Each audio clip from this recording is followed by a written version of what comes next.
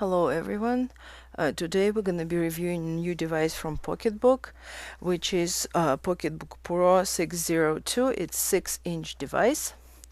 It is showing on your screen its main functions. You can of course read books, leave notes on them, make a favorite folder, view photos, listen to the music, use several dictionaries, lots of them available for download on Pocketbook website, search through your content, use applications, device comes to you without any, but you also can download some from Pocketbook website and use them.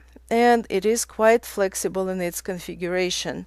And to show you what it can configure, we go into the configurations, which is for language. For the UI, you can see how many languages it offers. For keyboards, you also have quite a few choices. Device supports profiles for different users using device, and its appearance is customizable as well. You can pick a theme, choose different font, choose different animations and power off. And important note, there is one setting for the full page update. When it's always on, for each page turn, the before next page shows you have black cover on the screen. It's done to prevent any artifacts from the previous page appearing on the next one.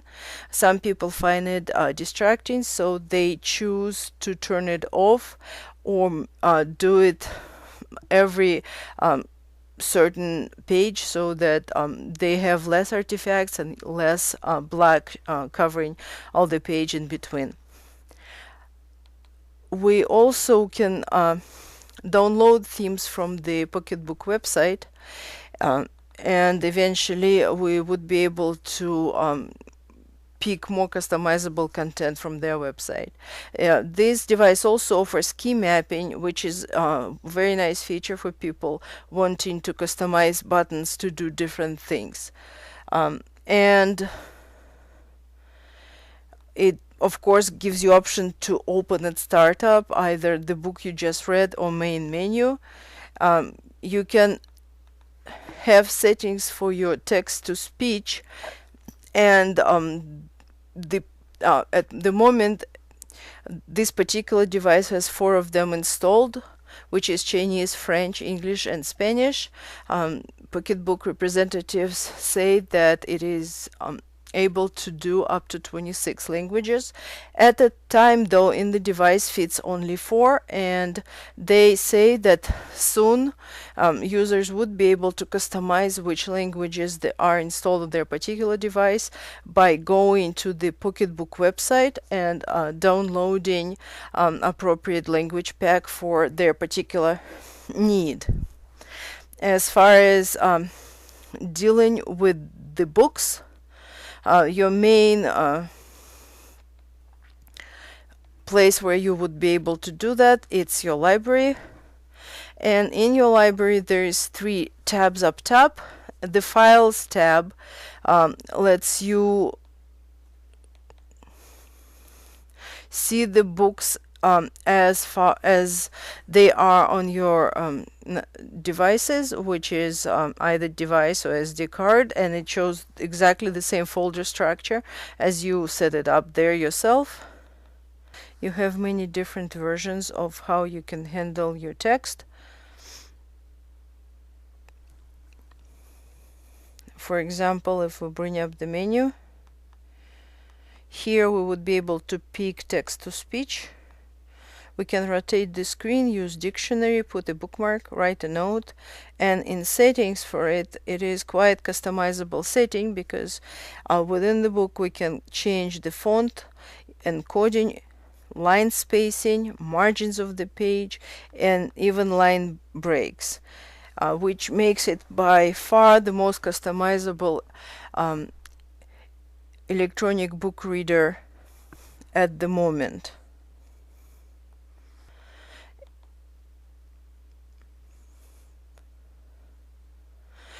And if you go to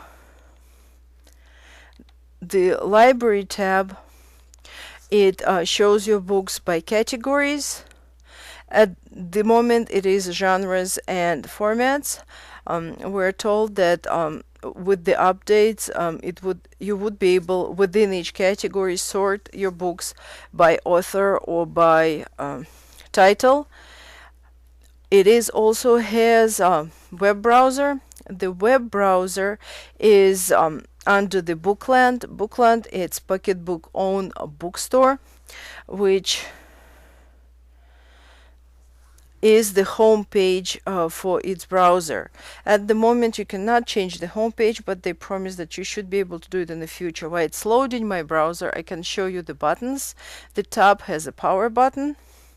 The bottom has slot for the SD card, the place where you put your micro USB cable to charge or transfer files. There's a status light and the headset jack and the reset point right there.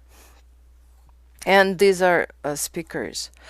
The back side of it shows that you can slide it open if you need to change. Now, if you notice, it opened for us on a Bookland's homepage, and we have a cursor right smack in the middle. To do anything, we need to press on our cursor and take it to place at the menu. And if you see, if I click, I'll have different things to choose.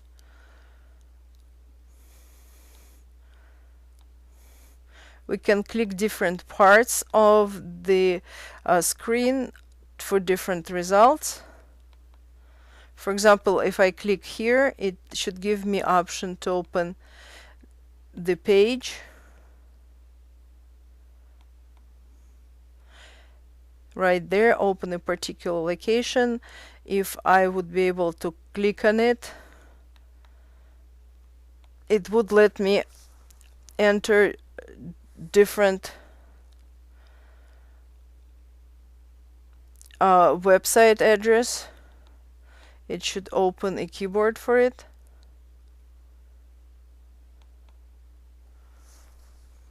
And we should be able to do it. Of course, as most e-ink devices, it is not extremely speedy or convenient to use. And for example, if you see I failed to open the keyboard for me, it takes a bit getting used to.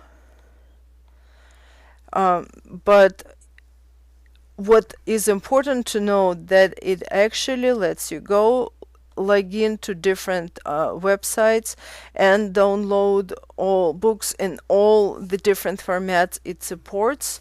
And this is a good place to mention that Pocketbook is proud to support quite a lot of different formats, and it supports DRM formats for PDF and EPUB. It also supports Deja Vu, FBT2, TXT, RTF, HTML, and more formats right out of the box without conversion. And here I'm going to quit the browser and show you Pocketbook keyboard, because this keyboard is interesting to mention because it is not set up the same way as most of the touchscreen keyboards are set up. For example, if I put to search, you'd see the keyboard. The keyboard is divided into sections. Before each letter is typed, the middle section is chosen, and so you have to choose the section first, and it selects automatically the middle character in that section. And to type any of that section, you have to scroll to that character and pick it to type. And as soon as you type it, your selection returns to the middle portion of your keyboard sections.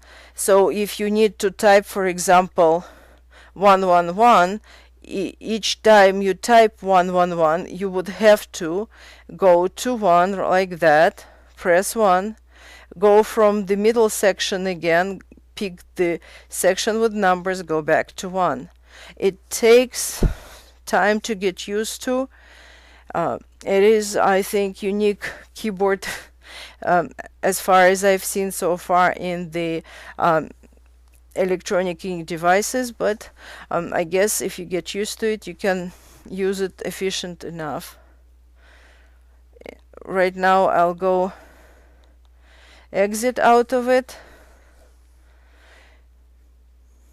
and it will bring me to the home screen. You also could see that on the home screen you have different functions, and there is right now 2 widgets. They put one for a calendar, one for a clock. Again, at some point you should be able to go online for the Pocketbook web store or Pocketbook website and download or purchase, depending who provided it, different widgets for the device, so that you should be able to have many more different functions available to you when you use your device. Also important to note that the screen on the device is a regular e-ink screen that Sony 300-900 had as far as contrast on it. Also the same screen as Nook at the moment has, but it is not a Pearl screen, so it is slightly less contrast as compared to those devices. Other than that, the added functionality makes a device an interesting choice if you value your choice of formats and ability to customize many functions. I hope that review helped in you make your choices. I hope you enjoyed it. Thank you and have a good time.